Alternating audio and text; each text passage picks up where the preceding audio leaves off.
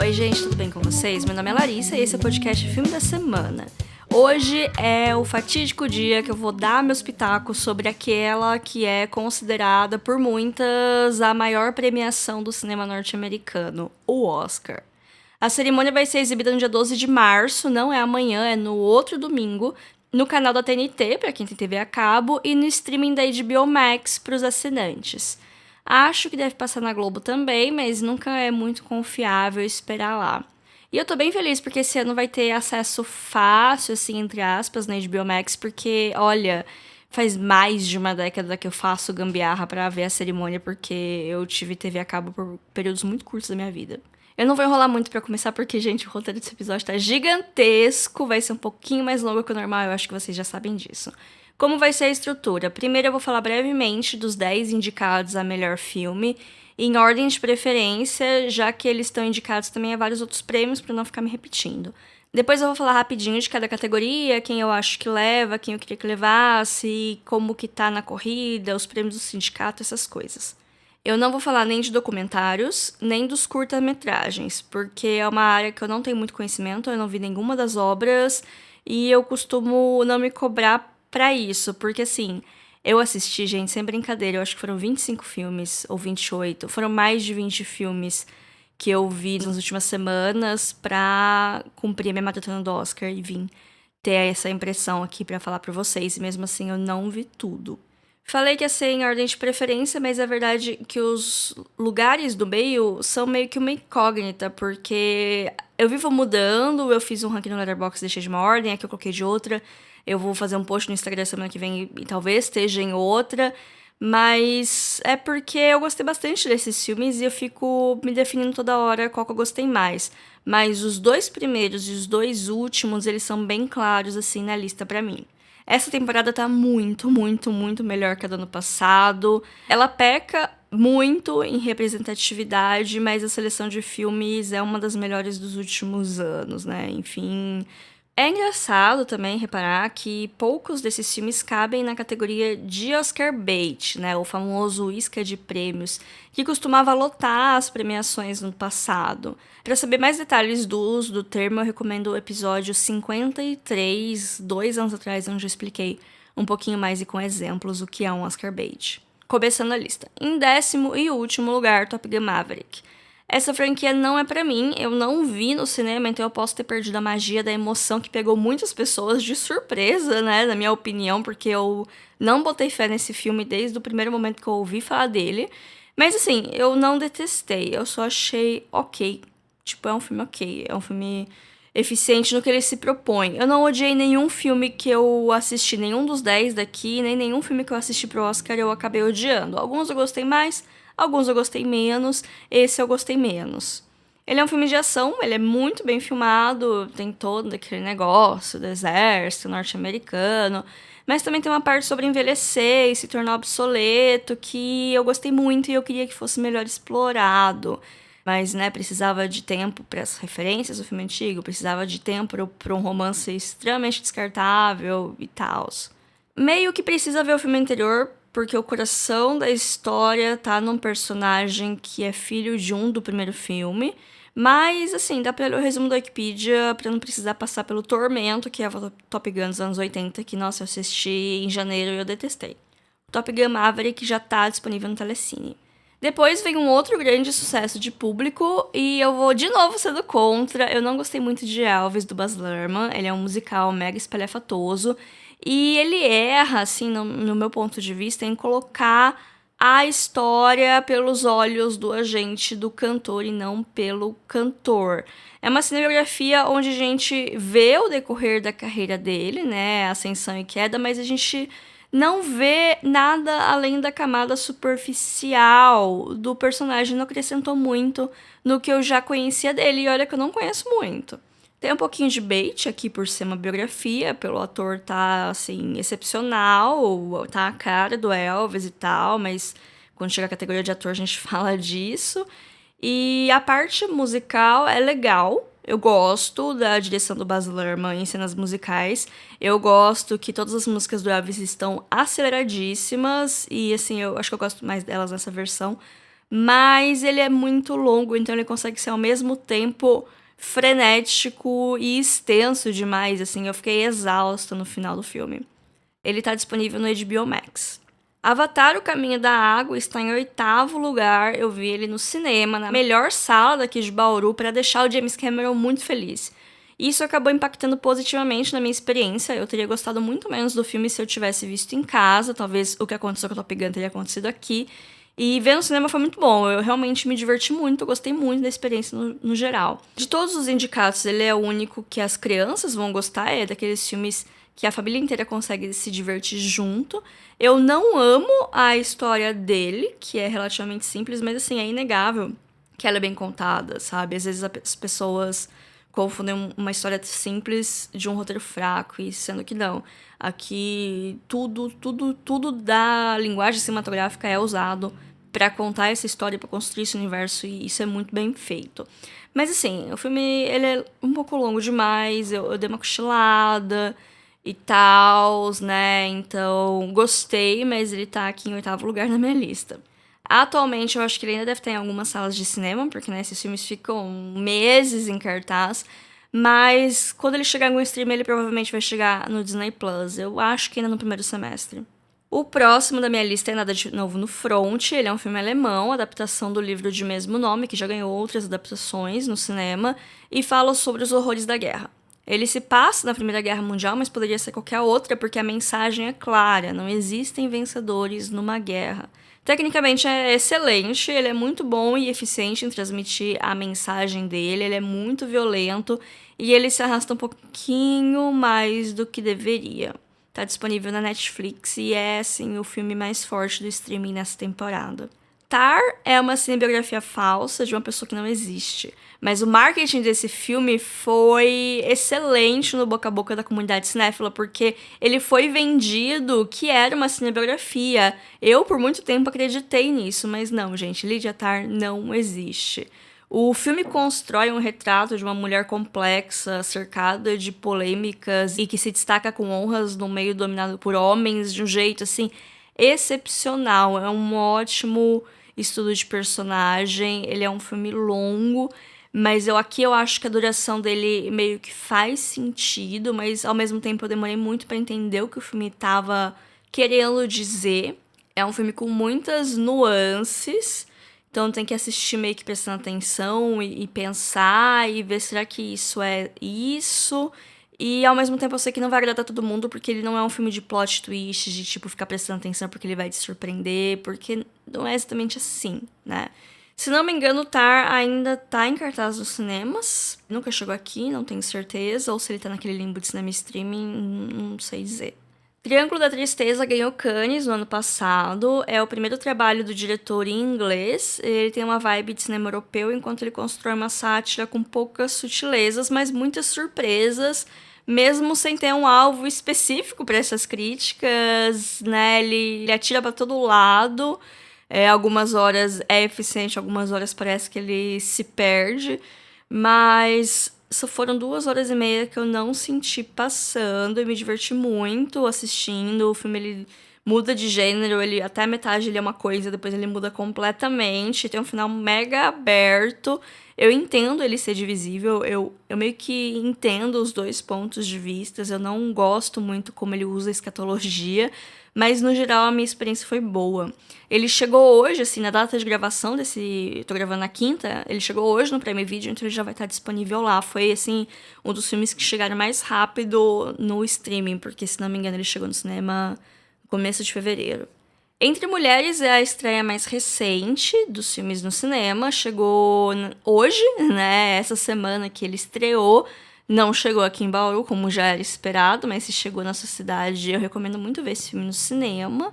Ele é um filme muito bom, que parece que ele foi indicado pra cumprir cota. Tipo, não tem nenhum filme dirigido por mulher, vamos colocar isso aqui no melhor filme. E só, que ele só teve 2 indicações, melhor filme e roteiro adaptado. E é um absurdo, porque ele é um filme excelente, ele fala sobre união feminina e também sobre desunião feminina. Ele é baseado num livro que é meio baseado em fatos reais e vai contar a história de um grupo de mulheres, na verdade uma comunidade, dessas comunidades que vivem isoladas, que são religiosas e tal. E essas mulheres, elas... acontece alguma coisa com elas que elas acordam com dor e machucadas ali nas áreas. E quando elas vão questionar qualquer pessoa, falar, ai, não, você está sendo punida pelos seus pecados, não sei o que tem, não sei o que lá.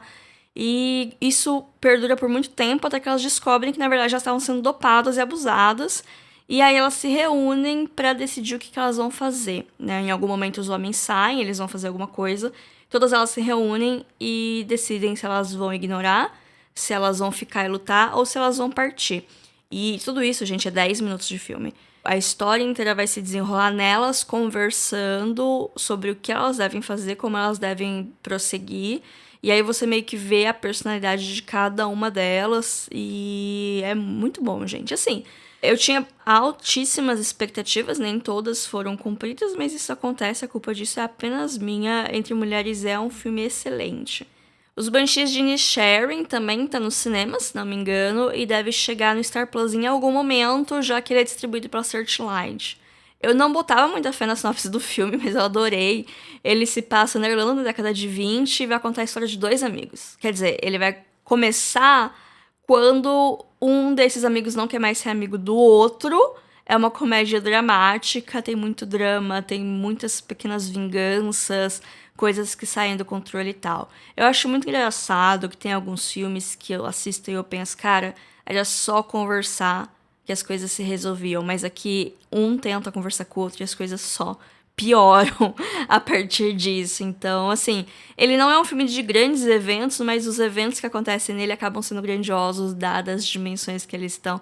Eu fiquei muito surpresa, foi uma agradável surpresa, gostei bastante do filme. Eu já falei do The Fabelmans uns episódios atrás, eu gostei muito dele, ele tá aqui em segundo lugar. Ele vai falar sobre a juventude do Steven Spielberg, é um filme sobre amor ao cinema, sem mostrar os bastidores da indústria em si. Ele foca mais nos anos de formação do diretor e como a magia dos filmes faz ele seguir seu sonho, essas coisas. E assim, olhando bem, de todos esses filmes, ele é o mais bait, ele é muito Oscar bait. Se fosse 10, 15 anos atrás, ele tava certa a vitória desse filme. Mas eles não contavam com um surto chamado Tudo em Todo Lugar ao Mesmo Tempo. Completamente imprevisível, tanto a sua história quanto a sua jornada nessa temporada de premiações. Ele foi um fenômeno do SXSW do ano passado, chegou nos cinemas norte-americanos no primeiro semestre e se manteve vivo e relevante nas discussões até o final do ano e chega agora mais forte que nunca no Oscar. Foi o meu filme favorito do ano passado. Foi uma grande surpresa, um grande surto na minha vida que eu assisti esse filme quando tinha pouquíssimas pessoas assistindo e eu queria muito fazer um episódio sobre e não tinha muito onde ver, aí chegou no cinema só em pouquíssimas salas, aí agora ficou um tempo em aluguel digital e agora finalmente chegou no Prime e agora as pessoas estão descobrindo, então eu não me sinto mais na obrigação de ser divulgadora, tipo, assistam esse filme, fazer um episódio sobre e tal, mas eu acho que ainda tem muita gente que não viu e precisa ver porque esse filme é maravilhoso. Curioso que ele também é um filme de gênero, né? Tudo que não é drama, puramente drama ou musical, é considerado um filme de gênero para a academia. Tudo em Todo Lugar é um misto de ficção científica com fantasia, um temperinho de drama familiar. É um tipo de filme que não costuma figurar muito frequentemente entre os indicados que saem ganhadores do Oscar, mas de tempos em tempos a gente vê um desses e esse vai ser o ano desse filme. Fiquei tempo demais falando dos filmes, vou tentar ser um pouquinho mais sucinta na parte das categorias. Se bem que quando chegar na parte das animações e filmes internacionais eu vou querer falar um pouco mais, porque foram categorias que eu vi todos os filmes e elas não estão aqui. Vamos lá, gente, vai ser um podcast longo. Mas assim, só pra finalizar aqui, na categoria de melhor filme, Tudo em Todo Lugar é o mais forte, e não é só porque eu tô torcendo pra ele. Ele ganhou o prêmio dos sindicatos de produtores, de diretores, ele ganhou elenco no SEG, ganhou vários outros prêmios que não são tão indicadores assim pro Oscar, mas que promovem buzz, além de ser um sucesso da crítica e do público, ainda que um pouquinho nichado. E é o que o Oscar quer, ele quer um filme que chame a atenção do público e mostre que a premiação ainda é relevante, que não fica de autocongratulação premiando só filmes, entre aspas, de Oscar, destinados a uma elite intelectual inalcançáveis do público médio. Seguindo uma lógica similar, Top Gun Maverick seria uma zebra não completamente improvável, já que o filme foi a retomada dos blockbusters pós-pandemia e um respiro no meio dos filmes de boneco. E tem toda a força do Tom Cruise por trás. The Fabelmans e Nada de Novo no Front e talvez Tar seriam grandes favoritos se fossem alguns anos atrás, mas hoje eu não sei se eles estão com tanta força assim. Triângulo da Tristeza e Entre Mulheres são 2 filmes que eu não vejo ganhando em nenhum cenário, e não é por falta de mérito, mas é mais uma questão de campanha e investimento, buzz e perfil, assim, sabe? Meio que nada bate. Banshees, eu acho que é europeu e cético demais pra academia, não acho que ele iria tão longe. Ele teve várias indicações, mas até ganhar algum prêmio, não sei se vai ganhar, apesar de eu ter gostado muito. Mas não é muita cara de Oscar de melhor filme, e nem tá... Ganhou BAFTA, mas porque é um filme inglês, né, de certa maneira. Elvis e Avatar, talvez eles poderiam se favorecer pelo aspecto de filme popular, mas eu acho que eles acabam ficando na sombra do impacto do Top Gun nesse ano, né, considerando o Zeitgeist. Esses são os meus hot takes da categoria, mas com certeza vai dar tudo em todo lugar. Indo mais ou menos em alguma ordem aqui, vamos começar por efeitos visuais. Os indicados são Nada de Novo no Front, Avatar: O Caminho da Água, Batman, Pantera Negra: Wakanda para Sempre e Top Gun: Maverick. Eu vi todos esses filmes. Loucura, né, gente? O prêmio do sindicato foi no dia 15 de fevereiro. Tem 25 categorias que destrincham o uso de efeitos especiais para cinema e para TV, com categorias especiais para animação. E Avatar ganhou, assim, muitos prêmios. Tudo que ele tinha para ganhar, ele ganhou. E eu acho que não é mistério que ele vai ser vencedor aqui. Talvez o único prêmio que o filme do James Cameron leve. E eu concordo, porque, assim... Avatar é o que é por causa do bom uso das tecnologias. Em cabelo e maquiagem temos Nada de Novo no Front, Batman, Pantera Negra 2, Elvis e a Baleia. Também vi tudo, mas é uma carta marcada, vai pra Baleia, por causa da transformação do personagem do Brendan Fraser, e isso brilha muito aos olhos de quem vota. Elvis é um forte candidato, os 2 filmes eles foram vencedores dos prêmios do sindicato, porque são várias categorias, né, que nem eu falei, e eles acabam separando filmes de época, de filmes contemporâneos, tem categorias à parte pra fantasia, pra maquiagens como efeitos especiais, e é meio que aí que a Baleia brilha, e quando você vai ver todos eles um do lado do outro, as próteses e tal, e a transformação do Brendan Fraser vai ser o que vai ganhar esse Oscar. E melhor som combina as categorias antigas de melhor mixagem e melhor edição, que são coisas diferentes, mas elas foram unidas e, enfim, os indicados são Nada de Novo no Front, Avatar: Caminho da Água, Batman, Elvis, Top Gun: Maverick. Esses mesmos 5 filmes em todas essas categorias técnicas, né? Triste que eu acho que Batman não vai ganhar nada, porque eu gosto muito do filme e eu acho que o som é um lugar que ele se destaca. Mas Top Gun provavelmente vai ganhar esse. Ele ganhou essa categoria em outras premiações, ele venceu o prêmio do sindicato, provavelmente vai ser esse que vai dar aqui. Elvis também ganhou alguns prêmios do sindicato, sempre é uma possibilidade, mas eu acho que vai dar Top Gun. Não sei se vocês sabem, gente, mas todo mundo vota em todas as categorias do Oscar. Tipo, os indicados, eles são escolhidos pelos ramos específicos da academia. Diretores escolhem diretores, figurinistas escolhem os indicados a melhor figurino, compositores escolhem os indicados a melhor trilha sonora e tal. Mas a votação final ela é geral. Todo mundo que tá lá vota em todas as categorias. Pelo menos nos últimos anos tem sido assim. Por isso que às vezes algumas atrocidades acontecem, tipo Bohemian Rhapsody de levar a melhor montagem. Voltando aqui, próxima categoria é figurino. Os indicados são Babilônia. Olha só, uma indicação pra Babilônia. Eu assisti Babilônia achando que tava indicado o melhor filme. Depois que eu terminei o filme que eu fui descobrir que eu me enganei. Mas Babilônia é uma montanha-russa de emoções. Eu adorei. Ao mesmo tempo que várias pessoas odiaram, eu entendo completamente o motivo das pessoas que odiaram, mas eu escolhi gostar muito, porque é uma bagunça esse filme. Mas também, junto com Babilônia, tem indicado Pantera Negra, Elvis, Tudo em Todo Lugar e Senhora Harris Vai a Paris. Esse é um filme que eu não assisti. Ele teve um lançamento bem tímido aqui no Brasil no final do ano passado, agora ele tá disponível em aluguel digital. Eu achei que parece ser um filme muito simpático, mas eu não coloquei na minha maratona porque já tinha muita coisa pra ver e eu não ia ver um filme que tá indicado em uma categoria e também não é o favorito daquela categoria, sabe? Foi uma questão de otimizar meu tempo.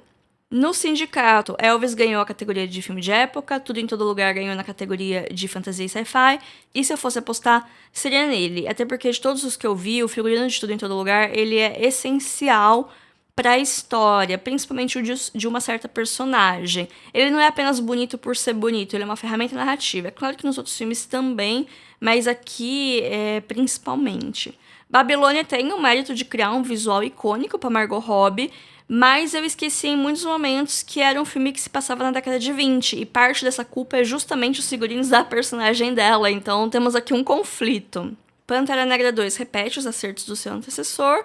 Figurinos são muito bons, mas é aquilo, é uma repetição, né? Faltou muito Mulher Rei nessa categoria. Faltou Mulher Rei no Oscar inteira, mas nessa categoria, se Mulher Rei tivesse indicado, ganhava.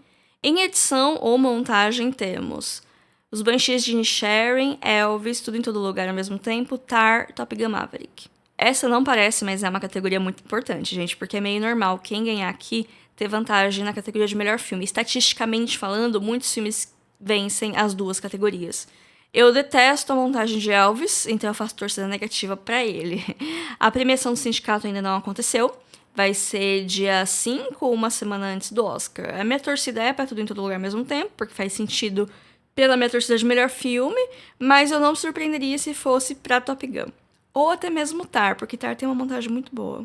Eu tô falando aqui dos prêmios dos sindicatos, esqueci de introduzir isso mais no começo do episódio, mas é porque um dos jeitos mais comuns de prever resultado de Oscar é ver os resultados dos sindicatos, porque muitos votantes são iguais, sabe? Muitos votantes de um votam no outro, muitos votantes do sindicato estão na academia. Então, assim, não é uma certeza, mas você verifica uma tendência. Às vezes se repete, às vezes não, que nem eu falei. Todo mundo vota no Oscar, então às vezes acontecem algumas anomalias, mas tem muita gente que vai com o fluxo, tipo, não sei, figurino, melhor figurino, voltar no figurino mais bonito, aí acaba sendo essas coisas, aí Adoráveis Mulheres ganha, né, que surto foi aquele, é isso. Próxima categoria, Design de Produção, que é a categoria de direção de arte, tem coisa que muda de nome, tem coisa que acaba tendo várias traduções, enfim. Os indicados são Nada de Novo no Front, Avatar Caminho da Água, Babilônia, Elvis e Os Fabelmans. Na premiação do sindicato, Babylon foi o vencedor na categoria de filme de época, Tudo em Todo Lugar venceu Fantasia, mas nem indicado por Oscar foi, e a categoria contemporânea foi para Glass Onion, que também não entrou na lista do Oscar. E assim, eu queria que Babilônia ganhasse alguma coisa. Eu gostei bastante do filme, eu gostei de como ele montou aquele universo dele. Outros palpites que eu acho que possam ter chances, talvez seja The Fabelmans, Elvis pode rapar a parte técnica, mas se eu for chutar, assim, fazer um bolão, eu acho que eu chuto Babilônia. Em melhor fotografia, temos 2 filmes que prometiam na temporada e só ganharam essa indicação aqui nessa categoria. Então eu acho, assim, acho natural eliminar eles da corrida. Tipo, a fotografia deve ser realmente muito boa porque tá aqui, mas ela é a melhor. Se fosse uma campanha realmente boa, o filme talvez teria outras indicações também, né? Enfim, os indicados são Nada de Novo no Front, Bardo, Uma Falsa Crônica de Algumas Verdades, Elvis, Império da Luz e Tar. A premiação do sindicato também não aconteceu ainda, então vamos para pitacos. Mas é interessante observar que o sindicato também tem 5 indicados, mas eles são diferentes. Esses 2 azarões que eu falei, que é Bardo e Império da Luz, eles também estão no prêmio do sindicato, além de Elvis, mas os outros 2 não. Então, assim, eu não sei dizer qual que eu gosto mais. Eu acho que eu gosto mais da fotografia de Tar, mas talvez Elvis ganhe, porque realmente é um filme de encher os olhos.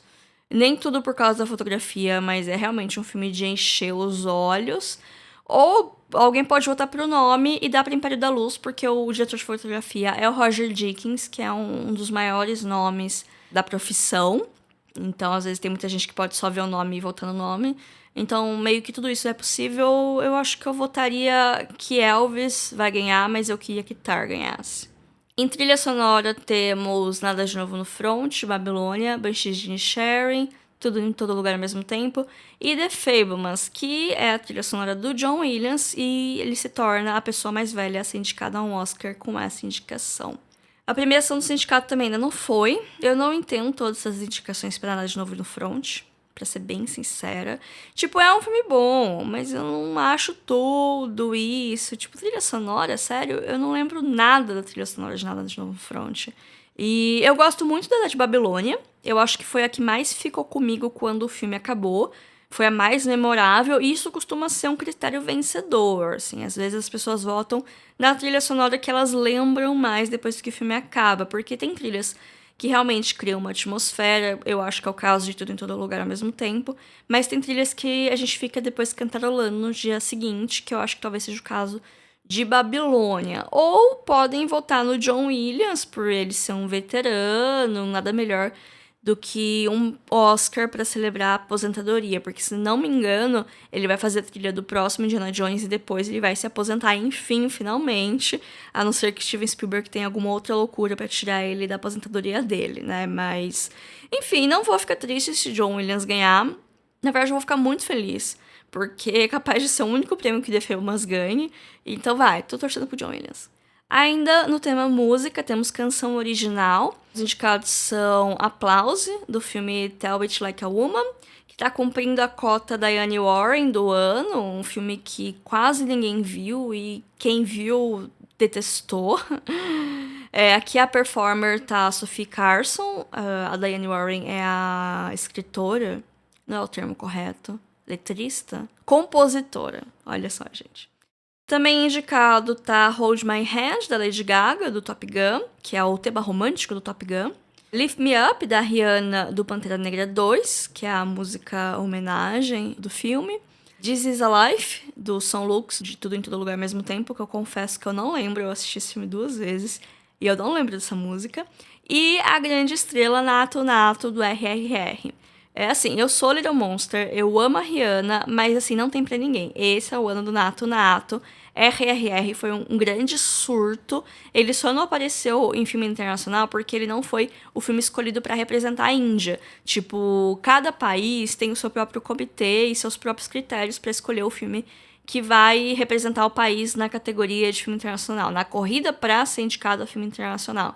E a Índia indicou outro filme, que parece ser muito bom também, eu fiquei curiosa pra ver, é alguma coisa de cinema, mas parece que a RRR foi muito mais um surto aqui nas Américas e na Europa do que foi no seu país natal, talvez porque eles têm uma indústria muito mais viva e cheia de coisas, e foi só um pedacinho que chegou aqui pra gente. Mas enfim, adorei a RRR, tô torcendo pra ele, quero muito ver a performance ao vivo, quero ver a performance ao vivo de todas as músicas, que eu acho que vai ter de todas, vai ser ótimo, gente, vamos ver. Em animação nós temos o Pinóquio do Guilherme Del Toro, o Marcel the Shell with Shoes On, Gato de Botas 2, O Último Pedido, A Fera do Mar e Red, Crescer é uma Fera. Eu vi todos, gostei de todos. Eu acho que é a primeira vez que isso acontece, tanto de eu ver quanto de eu gostar de tudo. E eu vou falar assim em ordem de preferência, que nem eu falei dos filmes lá no começo. A Fera do Mar é bonitinho, ele tem uma representatividade bacana, mas ele é uma mistura de coisas que eu já vi em outros lugares, mas que as crianças vão gostar muito. Ele tá na Netflix. Red, Crescer é uma Fera é lindo, lindo, nostálgico, ele surpreende em tratar temas sérios com leveza, é dirigido por uma mulher, ele é excelente, tem uma boy band, tem adolescentes passando vergonha, tem momentos de vergonha alheia assim que eu escondi a minha cara no meu travesseiro, maravilhoso, dá pra ver no Disney Plus. Pinóquio do Del Toro é o grande favorito por ser um projeto de amor de um diretor renomado, que eu sou muito fã, e também por ser um stop motion. Não sei se isso é muito a favor dele, porque ultimamente as animações acabam sendo mais seguindo tendências de mercado. Aliás, a categoria de melhor animação ela acaba sofrendo um pouco do preconceito que animações sofrem do grande público, de achar que a animação é um gênero e não é uma mídia, achar que a animação é coisa pra criança. Logo, eles não vão perder o seu precioso tempo vendo os indicados e vão votar no que o filho deles gosta. É isso que meio que explica alguns vencedores um pouco questionáveis, né, das últimas décadas. Mas o Pinóquio, ele surgiu sendo um grande destaque, porque ele é de um diretor renomado, ele é uma releitura de uma história clássica, ele tem o brilho do stop motion, tem as criaturas maravilhosas que só o doutor sabe fazer, assim, é um filme incrível. Então chamou a atenção da crítica e do público pra conferir esse filme e ver que ele é de fato incrível. E então é muito provável que ele ganhe. E assim, eu torço, por mais que ele não seja meu favorito e tá no meio da minha lista, eu ficaria muito feliz de ver Del Toro fazer mais um discurso no Oscar, né? Dá pra assistir ele na Netflix. O Gato de Botas 2 foi a maior surpresa do ano até agora. Eu nem sabia que esse filme existia, eu só descobri quando ele chegou aqui no Brasil, que eu vi que entrou no cinema e falei, ué, outro Gato de Botas? Eu nem ia ver, eu ia ignorar que nem eu fiz com o primeiro filme, mas aí eu comecei a ver críticas positivas e pessoas próximas falando, não, é muito legal. E aí chegou indicado no Oscar, eu falei, gente, eu vou ter que assistir isso. E, gente, é lindo! Eu amei esse filme. Assim, ele tem uma influência, não uma influência, né, no filme, mas a estética não é parecida, mas ela é muito influenciada por causa do Aranhaverso. Realmente, existe um marco na história das animações antes e depois do Aranhaverso. E eu adorei essa animação estilizada, porque ela cria uma personalidade própria pro filme. Além da história, além de ela ter um coração muito bom. Eu gostei muito desse filme, de verdade, assim, entrou no meu top 5 de indicados geral. A mensagem dele é muito bonita. E agora eu acho que tá disponível para aluguel digital. Ele ficou muito tempo no cinema, mas eu acho que agora ele já tá se despedindo do cinema e chegando no streaming. Primeiro no aluguel digital, depois ele chega, sei lá, no Telecine, em algum lugar assim. E o meu grande favorito, ele não tem distribuição no Brasil ainda, que é Marcel Deschamps Chouzon. Ele é um falso documentário sobre uma concha muito simpática, que mora numa casa que serve de Airbnb, então as pessoas vão e vêm e não vem a pobrezinha do Marcel. Um desses hóspedes, né, que ficam nessa casa, acaba notando a conchinha e resolve gravar vídeos dele. E acabam virando um documentário do Marcel em busca da sua família, que acidentalmente foi embora na mudança dos antigos donos. Eu já conheci o personagem porque o filme se originou em alguns curtas que estão no YouTube. Eu vi isso lá em 2012, eles são de 2010.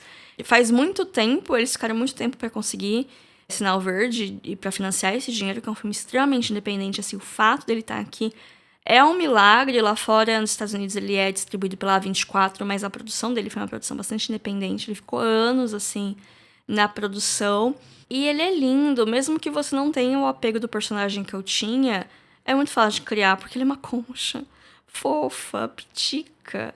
Assim, é debatível o quanto do conteúdo dele é animado, já que ele mistura live action com o stop motion da concha, com animação digital nas feições da concha, mas o resultado final é ótimo, é um filme fofo, ele é bem construído, deixa o coração quentinho.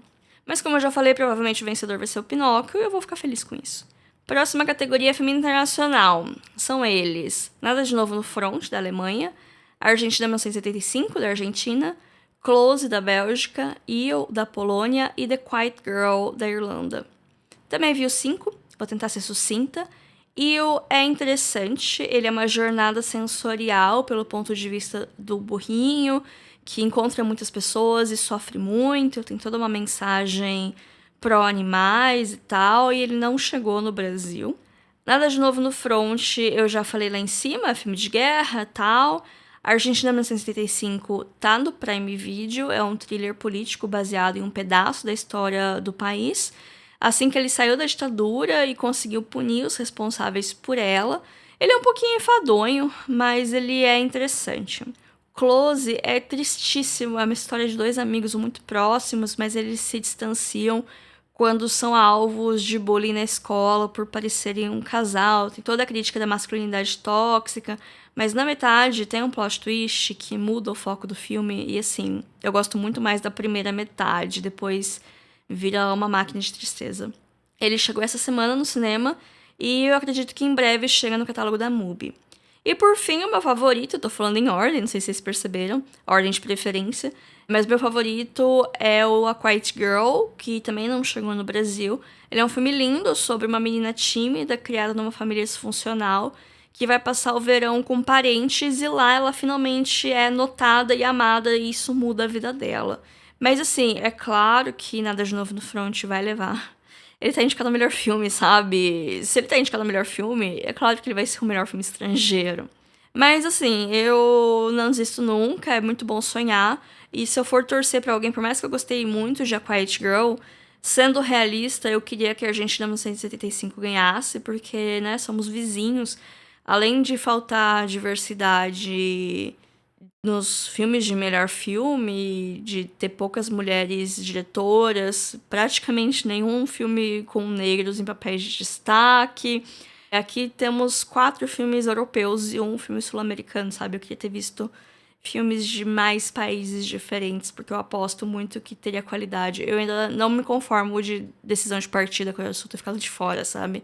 Que eu não vi, mas eu queria ver, porque tem coisas que só a maratona do Oscar disponibiliza e faz as coisas caírem no seu colo, tipo arquivos e tal, já que Decisão de Partir tá, sei lá onde tá. Mas enfim, tá acabando, gente, eu prometo. Em roteiro adaptado, temos roteiros que vieram de outros lugares, livros, peças, até mesmo outros filmes. Tem 2 continuações indicadas aqui, eu acho que eu nunca vi tanta indicação assim. São eles: Nada de Novo no Front, que é baseado num livro, Glass Onion, um mistério Knives Out, que é uma continuação, eu detesto esse título, Top Gun Maverick, que também é uma continuação, Entre Mulheres é baseado num livro, e Living, que é baseado no filme Ikuro, do Kurosawa, que por sua vez é inspirado em A Morte do Ivan Ilitch, do Tolstói. E o roteiro desse filme é assinado por nada mais nada menos que o vencedor do Nobel, Kazuo Ishiguro. Eu queria muito ver esse filme, principalmente por causa dessa apresentação e porque dizem que tá muito bom. Tem um indicado a melhor ator dele também. Mas ele não chegou no Brasil e é muito, muito difícil. Eu não encontrei ele por meios alternativos, então quando chegar eu vou querer ver. Mas por enquanto tá impossível. Mas assim, falando da categoria, eu acho que é aqui que Entre Mulheres vai brilhar, porque o primeiro sindicato ainda não foi, mas é interessante notar como os indicados são diferentes entre os prêmios do Oscar e os prêmios do sindicato, até porque Living é em inglês e Nada de Novo no Front é alemão, então eles não se encaixam nos sindicatos norte-americanos.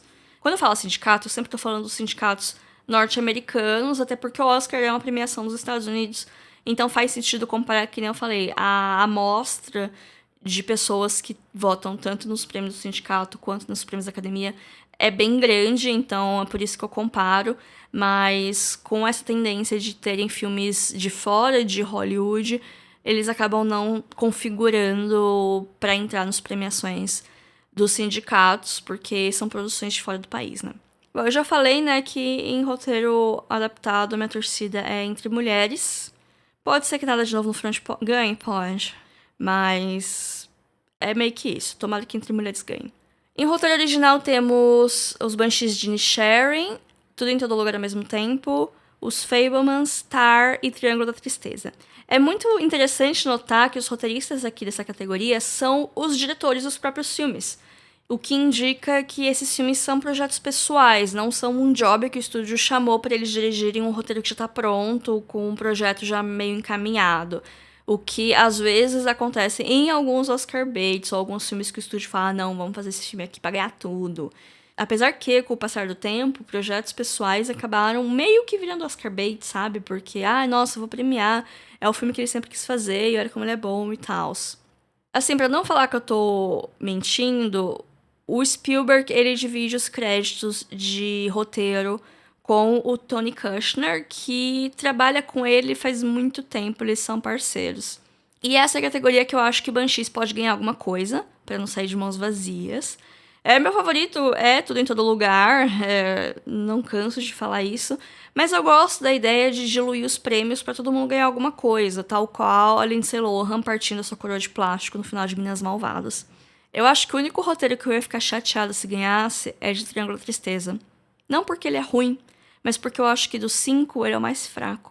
Vamos agora para a direção, todos homens. Temos o Martin McDonagh, o marido da Fleabag por Os Banshees de Inisherin. O The Daniels, né, que é o Daniel Kwan e o Daniel Scheinert por Todo em Todo Lugar ao Mesmo Tempo.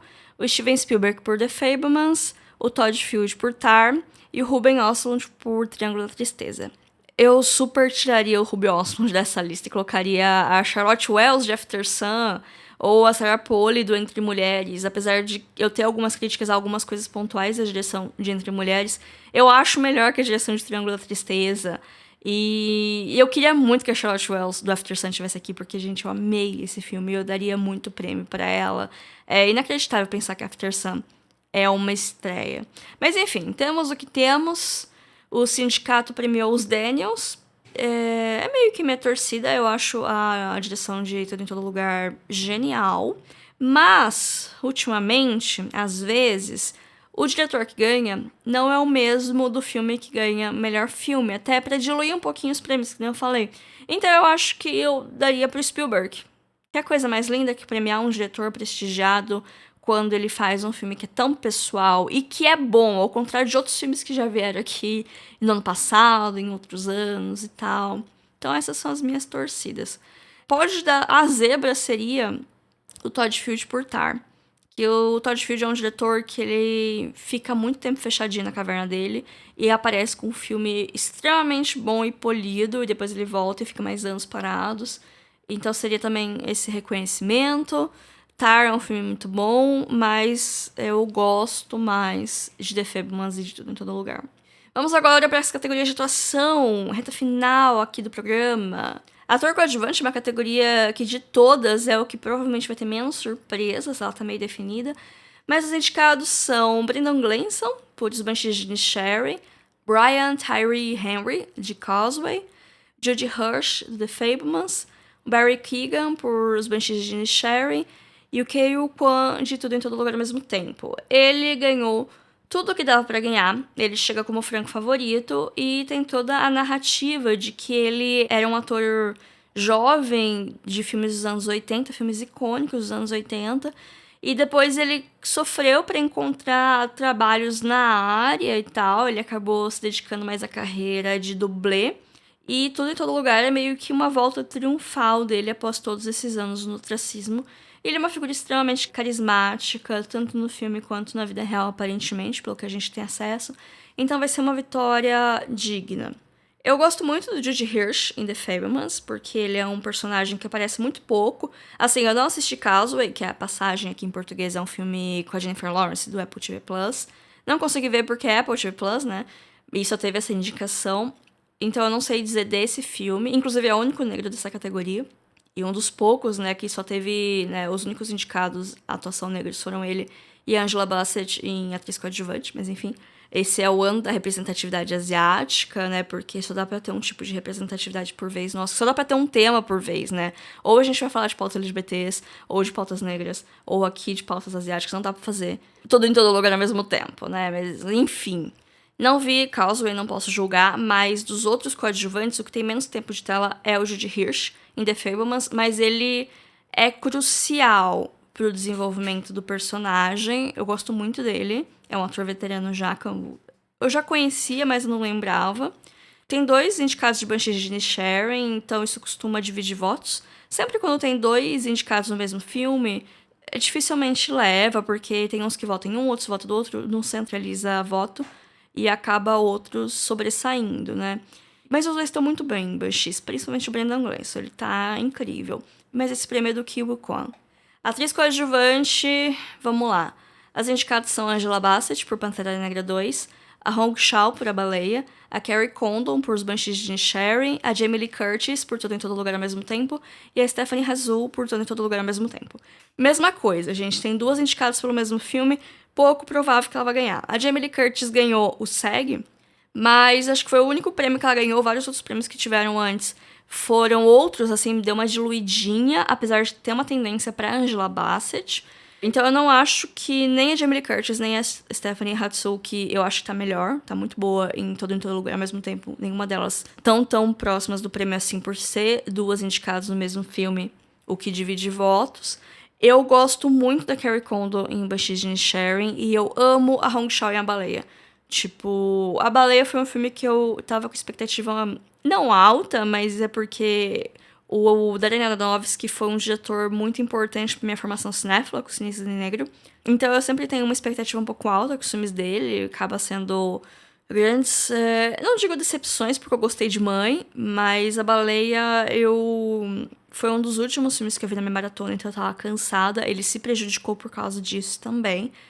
Tanto que eu tava até me questionando se eu vou continuar fazendo maratonas de Oscar nos anos vindouros, porque esse ano eu quase não fiz, me animei meio de última hora, vamos ver o que o futuro reserva.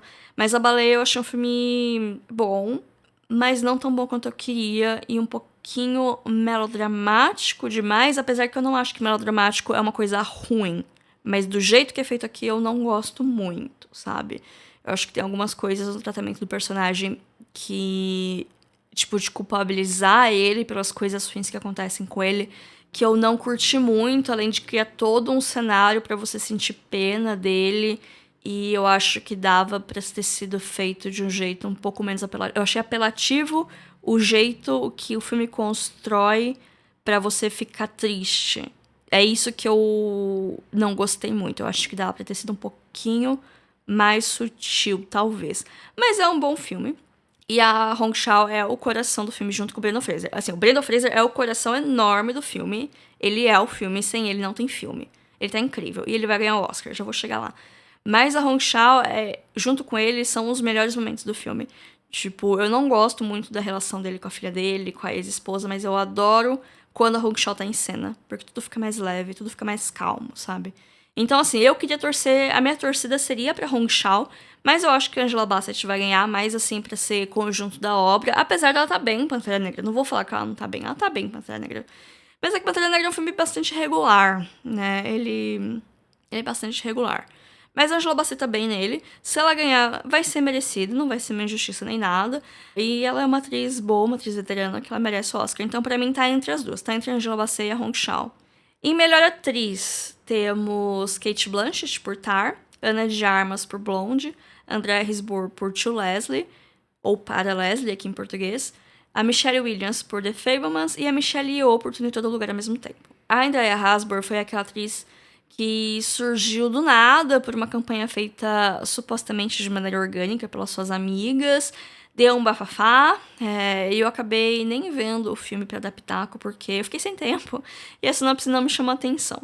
Também não vi Blonde, porque as críticas negativas me afastaram dele, eu fiquei um pouco surpresa de ver Ana de Armas aqui, mas enfim, eu não duvido que ela esteja bem, não duvido que ela mereça estar aqui, mas às vezes eu queria que outras atrizes estivessem no lugar dessas duas, sabe? Eu acho que dava pra ter mais gente diferente, sabe? A Michelle Williams tá muito boa em The Fabelmans, mas ela é coadjuvante no filme, sabe? Eu achei esquisita ela ser indicada a melhor atriz. Mas, enfim, né? Quem sou eu pra falar o que a Michelle Williams tem que fazer? Mas a disputa real tá entre a Michelle Yeoh e a Cate Blanchett. A minha torcida é toda pra Michelle Yeoh, que é uma atriz veterana do cinema chinês, do cinema norte-americano, veio dos filmes de artes marciais e de dramas e de muitas coisas, ela é muito versátil. E esse Oscar coroaria a carreira dela e seria um primeiro para premiação. Seria a primeira vez que uma atriz asiática ia ganhar o Oscar de melhor atriz. Por outro lado, Tar é o papel da carreira da Cate Blanchett. Ela tá incrível. Gente, é um espetáculo a atuação da mulher nesse filme. Sabe? É coisa de doido. E, assim, Tar é um filme tecnicamente impecável. E boa parte das qualidades do filme, então, na atuação da Cate Blanchett, eu não consigo ver ninguém além dela fazendo esse papel. Mas lembrando que a Cate ela já tem 2 Oscars. Um de atriz coadjuvante por Aviador e o de melhor atriz por Blue Jasmine uns 10 anos atrás. Assim, não vou ficar falando, não, tem que dar um Oscar pra Michelle porque ela não tem nenhum e a Cate já tem 2. Tipo, não é isso, mas meio que é também, sabe? Tipo, a mulher já tem 2 Oscars. Cate Blanchett é uma atriz incrível. Ela talvez seja a melhor da sua geração. Ela tá incrível aqui. Ela merece esse prêmio, ela merece. Mas ela já tem outros. Tipo, ela já foi laureada em outros momentos da vida. Enquanto a Michelle Yeoh tá na indústria faz muito tempo e o reconhecimento tem, mas não do jeito que ela poderia ter se ela ganhar um Oscar, sabe? Então, minha torcida é Michelle Yeoh, mas vai ficar esse suspense até o último minuto. E pra finalizar, melhor ator, que eu acho... Não, também tem uma disputa muito grande entre 2, né? Os indicados são o Ashton Butler pelo Elvis, o Colin Farrell por Os Banshees de Inisherin, o Brendan Fraser por A Baleia, o Paul Mescal por After Sun e o Bill Nighy por Living. Queria só abrir um parênteses antes de falar da grande disputa da dupla, mas de como eu tô feliz de ver o Paul Mescal aqui. Oscar nominee, sabe? Muito bom. Ele começou faz pouquíssimo tempo. Eu conheci ele em Normal People, que inclusive é excelente. Tô acompanhando a carreira dele, assim, os poucos filmes que ele faz. Ele fez A Filha Perdida, agora ele fez After Sun, que é incrível. Eu acho que ele é um cara que sabe escolher bem os projetos dele. Ele é um ator muito bom em ascensão. Fiquei muito feliz de ver ele lembrado aqui. Não vi Living, não posso opinar, mas o Bill Nighy é um ótimo ator, né? O Colin Farrell tá muito bom em Os Banshees, as sobrancelhas dele são muito expressivas. Mas a disputa real tá entre o Ashton Butler e o Brendan Fraser. A minha torcida é do Brendan. Tipo, ok, eu não gostei de Elvis, mas o menino tá bom no filme. Não vou falar que ele não tá bom. Ele tá bom. Mas, assim, o Brendan Fraser é o coração do filme da baleia. E não é um caso... quando tem muitas próteses, maquiagens envolvidas, é fácil cair no bait da atuação que venceu pela camada pesada de maquiagem. Mas eu não acho que é o caso aqui, porque A Baleia não é um filme ruim. Não é como o caso de, sei lá, Bohemian Rhapsody, que é um filme mediano pra ruim, com uma atuação média que ganhou. Eu não gosto de Bohemian Rhapsody. Não tenho nada contra o Rami Malek, mas eu acho um surto aquela premiação. Mas aquele ano todo foi meio que qualquer coisa, né? Acho que foi um dos piores anos do Oscar dos últimos 50 anos. Mas, enfim, aqui A Baleia é um filme bom. Eu não gostei tanto, mas ele é um filme bom. E a atuação do Brendan, ela se sobressai as camadas de maquiagem, porque o que fala mais sobre ele não é o corpo dele, é os olhos dele, sabe? Ele podia ser um corpo inteiro de CG com o olho dele, sabe? Que ele ia atuar com o olho dele. E é isso que importa. Assim, sem falar de toda a trajetória. Ele que era um ator extremamente popular no começo dos anos 2000, que sofreu assédio, e com isso algumas portas se fecharam porque ele recusou esse assédio, né? Ele denunciou. E também ele teve alguns problemas na vida pessoal, isso fez ele entrar em depressão e tal. Ele ganhou alguns quilos pro filme, mas ele já tinha ganhado alguns quilos na vida real, entre aspas, por causa de todo esse processo. E agora ele tá voltando, é um grande ator, voltando pra Hollywood. E assim, uma campanha dessa, cara, não tem como não dar um Oscar, sabe? É uma campanha perfeita pra premiação. E fiquei feliz de ver o filme e ver que ele tá bom, que é muito mais do que só um monte de maquiagem na cara dele. Ele, de fato, tá muito bom. Então, a minha torcida é toda pra ele. O Austin Butler ainda tem que comer muito arroz com feijão. Ele é muito novinho. Talentoso, promissor, mas agora não é a hora dele, sabe? Agora é o momento do Brendan Fraser brilhar. Bom, gente, eu dei uma corrida aqui no fim. Não sei, o Bruto tá com mais de 1 hora. Eu não sei quanto vai ficar o final disso. Boa sorte pro Alexandre que vai editar tudo isso. Então não vou me estender muito no final. Dia 12, a gente vai ver o quão boas as minhas previsões foram, né? Como tá ficando previsível ou não o Oscar, quais vão ser as surpresas. E eu espero que tenham surpresas boas, sempre bom. Nunca vou esquecer de quando a Olivia Colman ganhou o Oscar, foi tipo a única coisa boa. Acho que foi isso e Aranha Verso, foram as únicas coisas boas daquele Oscar, que foi o Oscar do Rami Malek.